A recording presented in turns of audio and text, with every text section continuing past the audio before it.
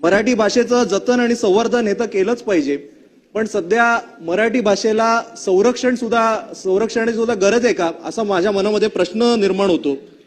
कारण पक्षप्रमुख उद्धव ठाकरे साहेब हे महाराष्ट्र राज्याचे मुख्यमंत्री असताना याच सभागृहाने एक कायदा पारित केला होता, ज्यामध्ये दुकानांवर मराठी पाट्या लावणं हे आपण अनिवार्य केलं होतं.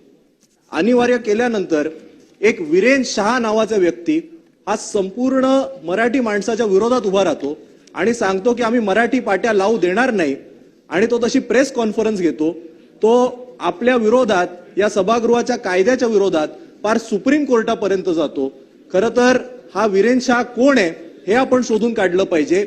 हा केवळ एखादा मुखवटा आहे का, हे केवळ प्यादा आहे का, त्याच्या मागे अशी कोणती मोठी महाशक्ती आहे की मराठी माणसाच्या विरोधात मुंबईमध्ये मराठीमध्ये पाट्यांवर नाव लिहायचं नाही अशी तो एवढी हिंमत करतो, हे आज आपण शोधून काढलं पाहिजे.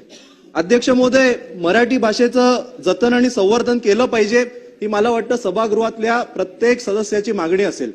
पण आज जर आपण पाहिलं तर वारंवार आपण न्यूजपेपरमध्ये वाचतो, आपण बातम्यांमध्ये वाचतो, मुंबईमधल्या अनेक हाऊसिंग सोसायटीमध्ये मराठी माणसाला घर देणार नाही अशा बातम्या आपल्याला वाचायला येतात.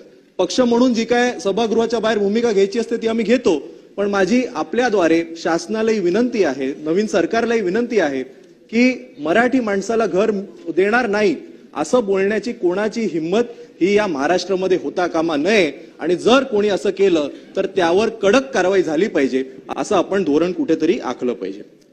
आपल्या या